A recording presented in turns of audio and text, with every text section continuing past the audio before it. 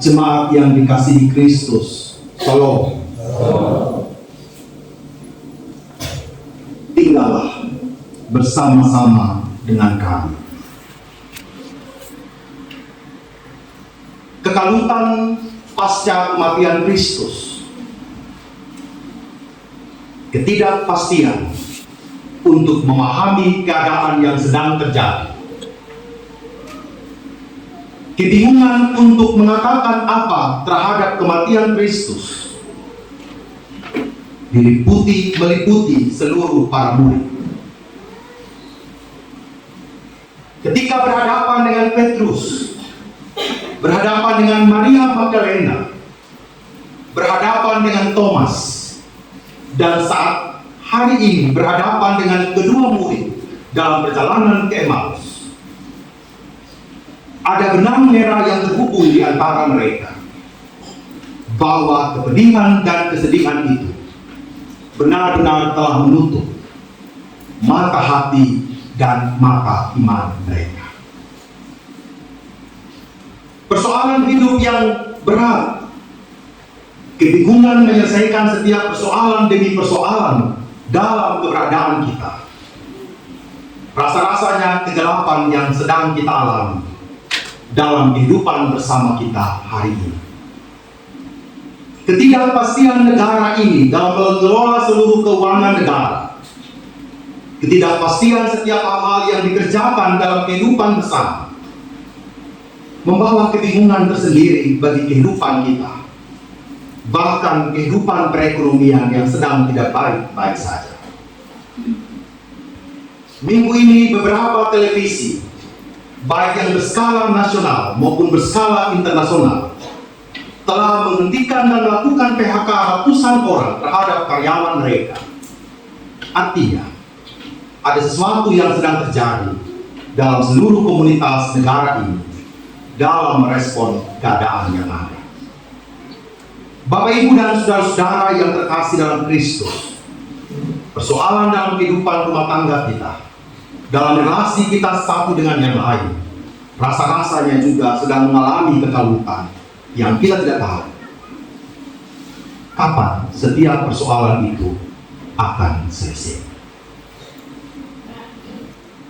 Kapan kesakitan yang dialami oleh anggota keluarga ini akan mengalami pemulihan. Kapan kehidupan ekonomi rumah tangga bisa pulih untuk menjawab setiap persoalan anak-anak, terutama kebutuhan sekolah mereka. Bagaimana kita harus menjalani kehidupan yang berkecukupan dengan segala sesuatu yang terbatas hari ini. Apa yang dialami oleh para murid dalam perjalanan ke Emmaus sebenarnya adalah sebuah perjalanan iman. Perjalanan pembaharuan diri, perjalanan untuk melihat pada sesuatu yang baru yang tidak mungkin menjadi sebuah kemungkinan yang terjadi. Kebangkitannya Kristus yang sebenarnya tidak mereka pahami secara utuh dialami oleh mereka dan berangkat kepada sebuah pemahaman yang baru untuk melangkah. Papa, Mama, dan saudara-saudara yang terkasih, sejatinya setiap persoalan hidup yang kita alami, betapapun berat itu, membawa kita kepada titik yang baru untuk kita melangkah. Beban hidup yang sangat berat yang kita alami seharusnya membawa kita kepada anak tangga yang baru untuk melangkah. Bahwa betapapun beratnya kehidupan itu, selalu ada kekuatan Allah yang dibaharui di dalam iman, pengharapan, dan kasih kita.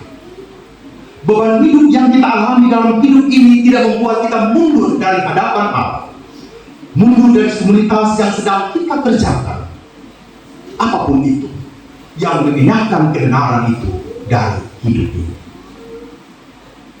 Oleh karena itu, dalam seluruh perendahan diri dari para murid, mereka mengatakan, tinggallah bersama-sama.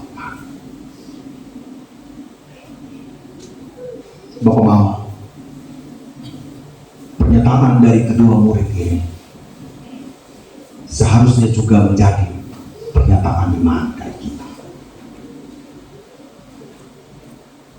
Ketika rasa-rasanya saya dan papa mama tidak mampu untuk menanggung beratnya beban hidup ini. Pernahkah dalam jeda hidup kita mengatakan, Tuhan, tinggallah bersama-sama dengan keluarga. Tinggallah bersama dengan persoalan suami. Tinggallah bersama dengan persoalan istriku, anak-anak. Tinggallah bersama dengan persoalan keluarga besarku yang belum pernah selesai. Tinggallah bersama dengan gereja. Tinggallah bersama dengan negaraku yang karut marut ini. Tinggallah bersama dengan kabupaten dan pulau Sumba ini. Rasa-rasanya kita sedang membutuhkan kekuatan itu.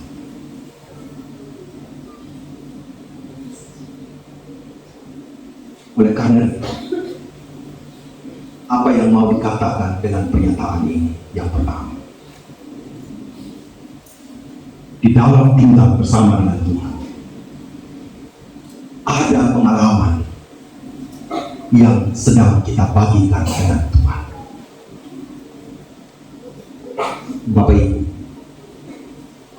tidak ada tempat terindah selain ada dalam hadirat Allah.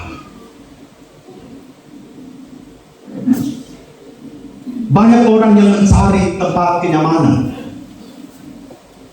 entah dengan minum alkohol, entah ia mau untuk berjudi, entah ia melampiaskan dengan hobi, apapun itu.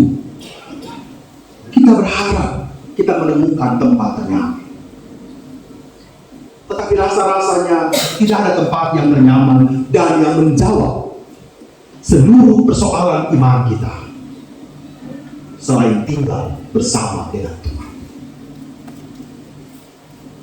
Tinggal bersama dengan Tuhan artinya menyediakan tempat bagi dia untuk bersemayam, menyediakan ruang bagi Tuhan untuk bersemayam di dalam ruang-ruang persoalan dan pergumulan hidup ini.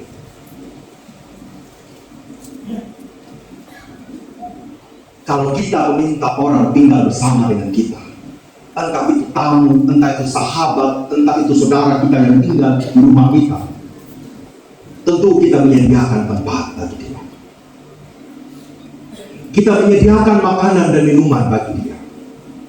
Dan yang paling utama, kita menyediakan hati untuk menerima orang lain dalam hidup ini. Apalagi menghadirkan Tuhan di dalam kehidupan beriman kita. Ini bukan persoalan yang main-main. Ini bukan persoalan yang sambil lalu, Pak Mama. Tetapi ini adalah persoalan yang sangat serius.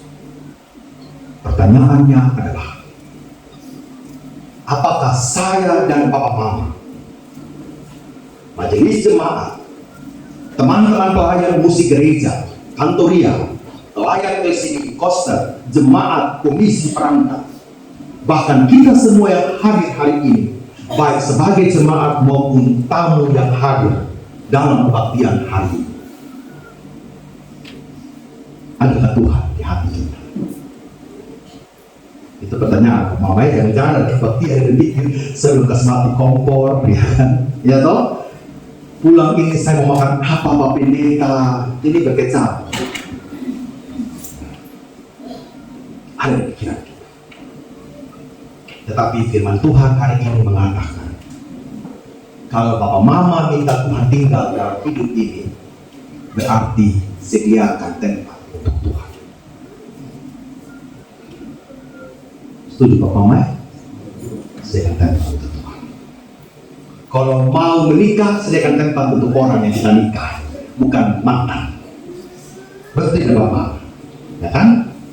Orang yang kita nikahi itu kita sediakan tempat. Jangan mantan pertama, mantan kedua itu kita tinggalkan dalam hati. Itu awal persoalan. Kalau kita minta hadirkan Tuhan, Tuhan saja. Nah, jangan masih pegang itu bohol dari buku aku, ya kan? Itu Pak Mama ya. Jangan masih siapkan ini Pak Pendeta, ini kain merah, saya simpan di sebuah dokumen. Apa mama yang simpan itu hari ini juga buang di kali Panapa tempat Tuhan Yesus baptis, gitu ya, buang di sana. Tidak ada guna dana. Itu saya mau bilang. Yang di dompet masih ada ayat-ayat yang tidak jelas itu, buang mama ya. Di rumah, di dapur, di tempat tidur, mau di mana, di sisi lemari, angkat buang. Obat nona buang semua. Kita kan obat nona pesona sudah ada mama ya. Yang gitu buang. Jangan menyimpan yang era-era ya kan? Tuhan kita hadirkan, setan juga kita hadirkan. Kacau papa mama. Kacau nih. Hal yang kedua, membangun hubungan yang lebih dekat dan menghabiskan waktu bersama Tuhan. Senang. Membangun hubungan yang lebih dekat dan menghabiskan waktu bersama dengan Tuhan. Gak usah Tuhan deh. Kalau datang di rumah kita kasih tinggal bersama dia, itu ruang tamu kita temani Bapak. Temani atau kasih tinggal dia? Temani. Jangan terima tamu dulu, kasih apa, kau dulu sudah ya. Kita hilang di bawah. Tidak ada cerita. Kalau saya dan Bapak Mama berkomitmen mau untuk menghadirkan Tuhan di rumah, berarti apa? Hubungan itu kita bangun. Berceritalah dengan Tuhan. Buka hatilah dengan Tuhan. Percakapkanlah kesedihanmu dengan Tuhan. Percakapkan semua pergumulanmu yang tidak pernah selesai itu dengan Tuhan. Dan dengar dia punya suara bilang aku. Jangan protes nah. Kadangkala kalau kita dengar nasihat, kita suka protes Bapak. Kalau kita membangun hubungan dengan Tuhan berarti Bapak Mama, kita juga siapkan telinga untuk mendengarkan nasihat. Kalau Tuhan bilang hari ini kau ampuni punya saudara, ampuni saudara. Jangan keraskan hatimu dengan 1001 alasan. Ketemu di mana, tegur baik-baik. Dia mau buang muka, biasa. Itu bukan urusan kita. Urusan kita adalah memberikan pengampunan. Amin.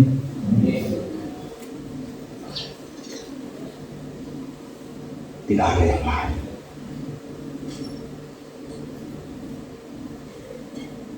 Bapak Mama, kita bilang kita ingin membangun hubungan, tetapi kita tidak pernah membuka ruang percakapan itu. Kita ingin membangun hubungan dengan Tuhan, tetapi kita tidak menatap kasih-Nya dalam hidup kita.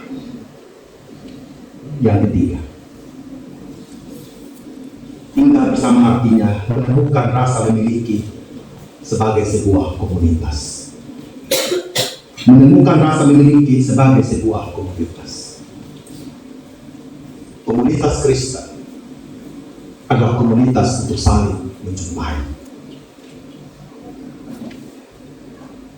Tidak egois. Dia tidak bilang mengatakan Tuhan tinggal sama saya saja, tidak. Bersama dengan kamu dalam sebuah komunitas.